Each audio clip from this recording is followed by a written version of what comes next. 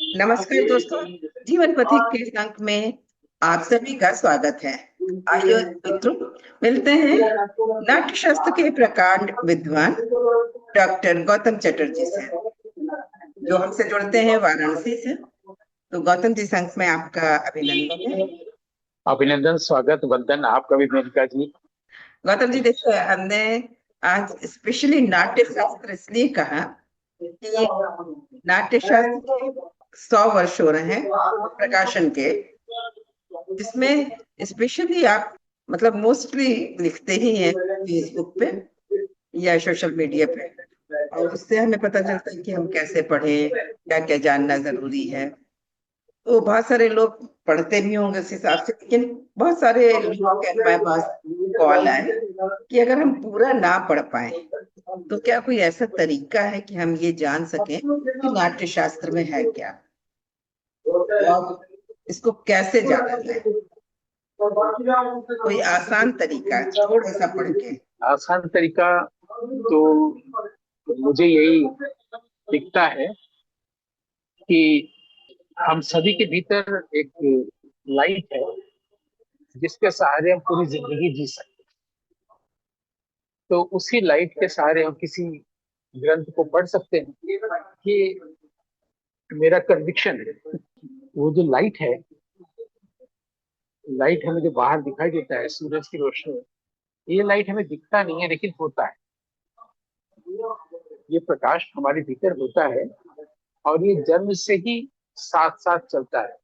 एक हमारे यहाँ व्याकरण में एक सूत्र है, पाणिनीय व्याकरण में 9 व्याकरण हमारे यहाँ प्रस्तावित है, जिसमें से ये नवा जो है पाणिनीय व्याकरण, उसी का प्रयोग संस्कृत में ज्यादा होता है। नाट्यशास्त्र संस्कृत में लिखा गया है, इसलिए उसका उल्लेख कर रहे हैं।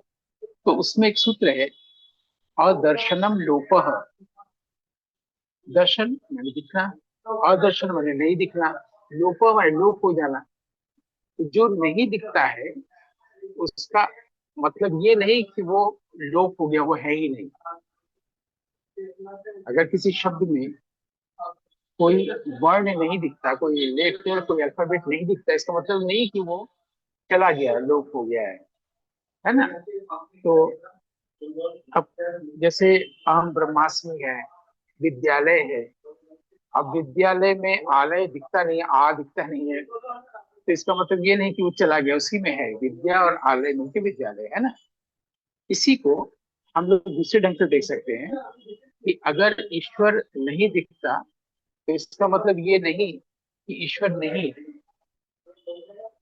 तो ये जो नहीं दिखने का मतलब ये नहीं होता कि वो नहीं है।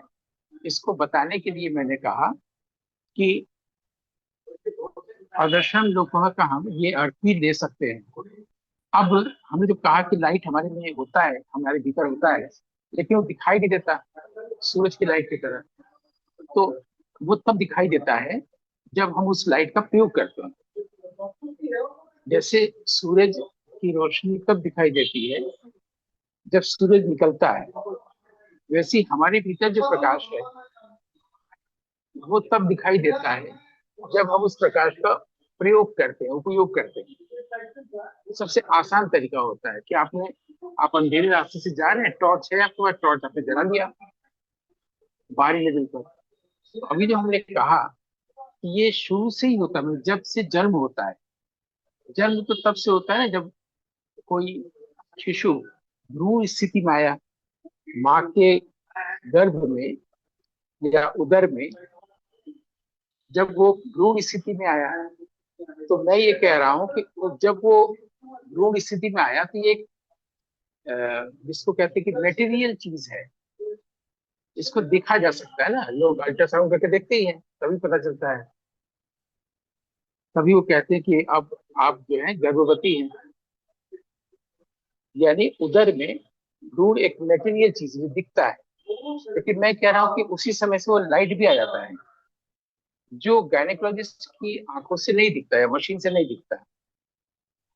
अब वो दोनों साथ साथ चलते हैं 9 महीने तक, और फिर बाहर आता है तब भी वो नहीं दिखता। लेकिन जब हम शास्त्र पढ़ते हैं या किसी की बात को समझते हैं तो अपनी प्रज्ञा से जब हम समझते हैं तब हम लोग कहते हैं वो कितना इंटेलिजेंट है, कितना ब्रिलियंट है, वो इसका लाइट होता है। तो हमारे देश में एक शब्द कॉइन किया गया है, रस, यानी स्वाद या एसेंस। तो वो जो रस है, टेस्ट हम लोग किसी खाने की चीज में पाते हैं या पीने की चीज में पाते हैं, वो टेस्ट जब मेटेरियल लेवल से काफी ऊंचाई तक हमें ले जाती है, सबलाइम स्टेट तक, ट्रांसेंडेंट लेवल तक, उस रस को आनंद कहा गया है। जो आनंद के स्तर का रस है, जो सुख और दुख से भी बहुत ऊपर है, जो सुख के साथ भी रहता है, दुख के साथ भी रहता है, हर वक्त वो आनंद रस रहता है। और वो जो आनंद का रस है, उसको हमारे कहा गया है कि ब्रह्मानंद सहोदर, यानी ब्रह्म जैसा आनंद, यानी ब्रह्म को प्राप्त करने में, ईश्वर की अनुभूति होने में जो आनंद होता है, उस लेवल का वो रस होता है, जिसकी चर्चा भरत मुनि ने नाट्य में की, नाट्य शास्त्र में की है। तो उसको कहा गया है रस को, ये कैसा है, रसो वही सह, तैतरीय उपनिषद में कहा गया है। यानी वो जो रस है वो वही है, यानी कि ईश्वरीय है, ब्रह्म ही है। और उस आनंद को जो नाटक देख के होता है या कविता पढ़ के होता है, उसको जो आनंद मिलता है उसको कहा गया कि ब्रह्मानंद सहोदर। हम लोग कहते हैं ना कि एक ही उधर से दो भाई दो बहन जब आती है, तो हम लोग कहते हैं ये सहोदर है, जुड़वा है, या 5 साल का गैप है, 2 साल का गैप है, लेकिन एक ही उधर से आया है, तभी तो सहोदर हुआ ना, सहोदर बहन, सहोदर भाई।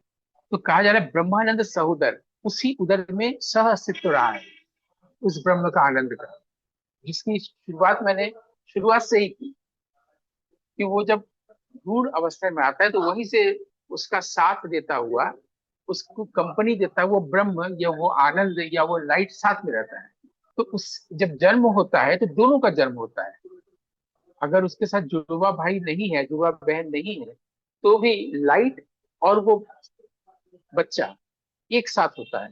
इस पर हमारी एक कविता भी है इसमें लिखी हुई, कि मेरे जैसा देखने में वो है, लेकिन मैं उसे देख नहीं सकता, वो मुझे देखता है, ऐसे करके। तो ये क्लियर हो गया। तो आपने पूछा कि नाट्यशास्त्र को पढ़ने का सबसे आसान रास्ता क्या है। इसको पढ़ने का सबसे आसान रास्ता है कि हमारे भीतर जो इंटेलिजेंस है, जो प्रज्ञा है, जो लाइट है, उसका प्रयोग करें, तब वो हमें भी दिखाई देगा और सबको दिखाई देगा। एक तो ये हो गया उत्तर।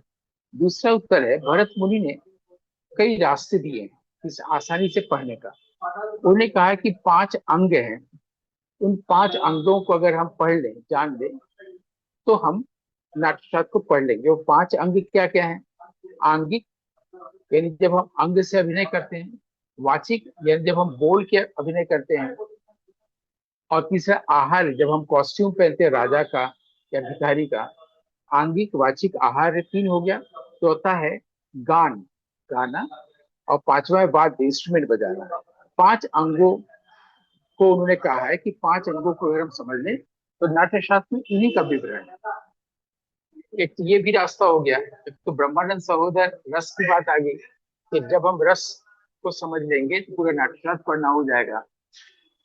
रस को पढ़ लेंगे तो समझना कैसे हो जाएगा, वो ऐसे हो जाएगा कि उन्होंने एक रस सूत्र दिया है। पहले के जमाने में सूत्रों में ही बात कही जाती थी ना। अब मान लीजिए कि आपको बहुत बड़ा बहुत कुछ कहना है, तो कह दिया गया कि अकः सवर्णे सूत्र। अभी जो अक है उसमें और क के बीच में कई वर्ण है। अयुण, रिलीज, एयोंग, हयोज, हयवरट, लणयुंग, गरणम, सब है ना। अयुण, रीलिक, क आ गया हलंत, और से क तक के सारे वर्ड, इतने सब एक ही में है, अक में। अकः सवर्णे, सवर्ण माने सेम लेटर अगर साथ साथ आए तो दीर्घ हो जाता है, और में क्या हो जाता है, ई और ई मिलकर ई हो जाता है। तो सूत्र में कहने का ये तात्पर्य होता है। उन्होंने रस सूत्र दिया कि विभाव, अनुभाव और व्याभिचारी भाव को अगर मिला दो तो वो रस निष्पत्ति हो जाएगी, रस प्रकट हो जाएगा। विभाव यानी जिससे भाव बनता है, दैट विच कॉजेस ए भाव, इमोशन। अनुभव माने जो वॉलेंट्री एक्सप्रेशन हमारे बॉडी में, हमारे फेस में आते हैं, वो अनुभव है। व्यभिचारी भाव जो आते हैं और चले जाते हैं, बहुत ट्रांशिएंट होते हैं। तो वो जो अनुभव है वो 8 है, जिसको सात्विक भाव भी कहते हैं। व्यभिचारी भाव जो 33 है। अब 33 और 8 और विभाव यानी कॉज, तीनों को आप मिला देंगे तो रस निष्पत्ति हो जाएगी। एक रास्ता ये भी दिया रस सूत्र से भी। अब एक और रास्ता, अंतिम रास्ता दिया है कि अगर आप रस को जानने जानने जा रही है तो आपको रस सूत्र पढ़ना पड़ रहा है। इसी तरह से एक और शब्द दिया गया, सिर्फ एक शब्द, वो है सत्व। सत्व को जान लेने से पूरा नाट्यशास्त्र पढ़ना हो जाता है। तो अब ये सारे चॉइसेस हमने अपने श्रोताओं के सामने रख दिए कि आप कोई भी एक इम्प्लीमेंट कर लीजिए, या तो अपनी प्रज्ञा, या फिर रस सूत्र, या तो फिर सत्व, या वो 5 अंक। ये 4 द्वार हमने दे दिए, ये प्रवेश करने का और फिर प्रस्थान करने का। हालांकि साथ ही साथ इस एपिसोड को में विराम देने से पहले हम 2 प्रश्न उठाना चाहेंगे। पहला प्रश्न तो यह है कि कहा गया है कि जो सत्व है उसके कारण अनुभव होते हैं। 24वें अध्याय में एक सामान्य अर्थ लिया गया है। 24वां अध्याय सबसे इंपॉर्टेंट अध्याय है इसका, मेरी दृष्टि में। तो अगर सत्व की वजह से वो अनुभव आ रहे हैं तो विभाव की जरूरत क्या है? क्योंकि तो 8 स्थायी भाव होते हैं, जो 8 रस होते हैं। इससे सूत्र में उसका जिक्र नहीं है। तो जब हमें गुस्सा आएगा तो गुस्से में हमारा चेहरा लाल होगा, जो लाल होना अनुभव है या सत्व भाव है। गुस्सा किसी कारण से आता है तो विभाव हो गया। तो अगर विभाव से ही हो जा रहा है तो फिर सत्व की क्या जरूरत है? और सत्व से अगर अनुभव आता है तो फिर विभाव की क्या जरूरत है? एक तो ये प्रश्न। दूसरा प्रश्न और अंतिम ये है कि हमारे यहाँ जितने भी ग्रंथ हुए हैं ना, वो सूत्रों में लिखे हैं, जिसको 2026 में पढ़ना मुश्किल होता है। तो उसकी व्याख्या की गई है। व्याख्या को वृत्ति कहते हैं। तो जैसे ये जो ग्रामर है, व्याकरण बहुत कठिन लगता है। तो पाणिनि ने जो व्याकरण 14 माहेश्वर सूत्रों के आधार पर तैयार किया, बहुत ज्यादा है, बहुत विराट है। तो जो वर रुचि नाम के एक विद्वान है, उन्होंने क्या किया, उसमें से कुछ की कुछ व्याख्या की, कुछ चीजें जोड़ा, कुछ एडिट किया। फिर पतंजलि आए जिन्होंने इसकी व्याख्या की लंबी। फिर लघु सिद्धांत कौमुदी वगैरह और भी होता गया। फिर काशी का वृत्ति की आई। मैंने इतनी व्याख्याएं हुई है, तब हम लोग को आज समझ में आता है। वैसे ही नाट्यशास्त्र एक बृहद ग्रंथ है, उसकी व्याख्या अभिनव गुप्त ने की है।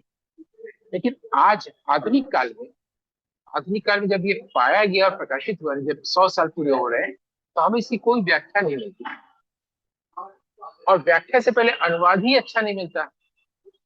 तो मैं सिर्फ यही कह सकता हूँ कि इसका अनुवाद अच्छा हो और उसकी व्याख्या अच्छी हो, तो लोगों को नाट्यशास्त्र पढ़ना आसान है। यही पर विराम है। बहुत अच्छा आपने बताया। हमने तो एक प्रश्न रखा था और आपने उस प्रश्न, तब मैं सोच रही थी कि शायद आपको एक रास्ता केवल बताएंगे, पर आपने तो इतने अच्छे अच्छे 4 रास्ते वैसे ही बता दिए कि लगा कि अरे वाह, जिस ग्रंथ को हम इतना कठिन समझते हैं उसको कहीं ना कहीं पढ़ा जा सकता है, उसमें से कोई भी रास्ता चुना जा सकता है। लेकिन वो जो आपने पहला वाला रास्ता बताया कि हमारे अंदर लाइट होती है, तो मुझे लगता है कि अगर ये लाइट हमारे अंदर होती है और हम इसको इसके माध्यम से पढ़ेंगे तो शायद बहुत बेहतर समझेंगे। ये मेरी समझ कहती है, और वो बेहतर आप बताएंगे। लेकिन आज के अंक में आपने जो कुछ भी बताया मेरी जिज्ञासा को शांत किया और हमारे तमाम दर्शक मित्रों की जिज्ञासा को भी शांत किया। इसके लिए आपको बहुत बहुत धन्यवाद। आनंद आनंद आनंद, ब्रह्मानंद ब्रह्मानंद।